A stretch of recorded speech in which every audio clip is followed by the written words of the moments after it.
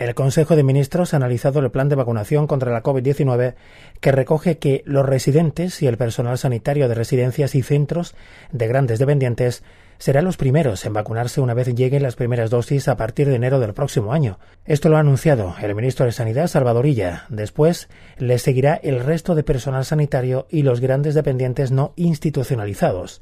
En total, en la primera etapa de la vacunación se vacunarán 2,5 millones de personas. El Ministerio ha establecido 3 etapas de priorización de los grupos a vacunar en función de las dosis disponibles. El primero será entre enero y marzo, cuando se prevé un suministro muy limitado. En la segunda, entre marzo y junio, se irá realizando un incremento progresivo en el número de personas a vacunar. Finalmente, la tercera etapa, a partir de junio, el objetivo es haber cubierto ya a todos los grupos prioritarios. Según el ministro, la priorización se va a realizar en base a un marco ético, principio de igualdad y dignidad de derechos, necesidad, equidad, protección de la discapacidad y al menor, beneficio social, reciprocidad y solidaridad. Salvador Illa ha explicado que se han establecido 18 grupos poblacionales en función de cuántos tipos de riesgo existen: mortalidad, exposición a la enfermedad, impacto socioeconómico y transmisión de la enfermedad.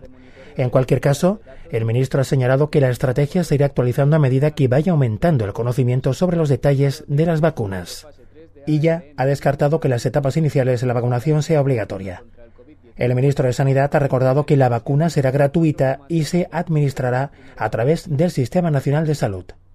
Los grupos que se van a priorizar en base a un marco ético, donde prevalecen por este orden los principios de igualdad y dignidad de derechos de las personas, el principio de necesidad, el principio de equidad, el principio de protección a la discapacidad y al menor, el principio de beneficio social, el principio de reciprocidad y el principio de solidaridad. Es decir, el marco ético, en base a estos principios, preside la priorización de grupos que van a recibir estas dosis de vacunas. Se han delimitado 3 etapas de priorización en función de la disponibilidad de las dosis que en cada momento de cada uno de esos momentos. En una primera etapa va a ser un suministro inicial muy limitado de dosis de vacunas, probablemente desde los meses de enero, febrero y marzo. Una segunda etapa donde habrá un incremento progresivo del número de vacunas que permitirá ir aumentando el número de personas a vacunar, y una tercera etapa, probablemente la segunda etapa entre los meses de marzo y junio, y una tercera etapa con un aumento del número de dosis y de vacunas disponibles para cubrir ya a todos los grupos prioritarios.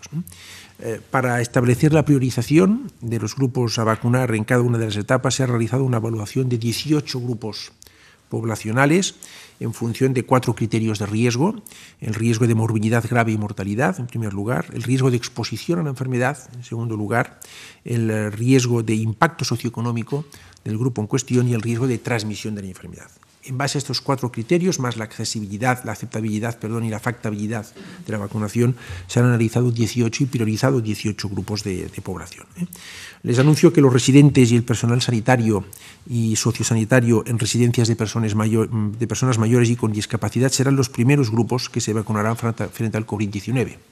Les seguirá el resto de personal sanitario y grandes dependientes no institucionalizados. Estos grupos serán vacunados en la primera etapa con las primeras vacunas. Nuestro objetivo es ir cubriendo los tramos de población por orden, primero siempre los más vulnerables.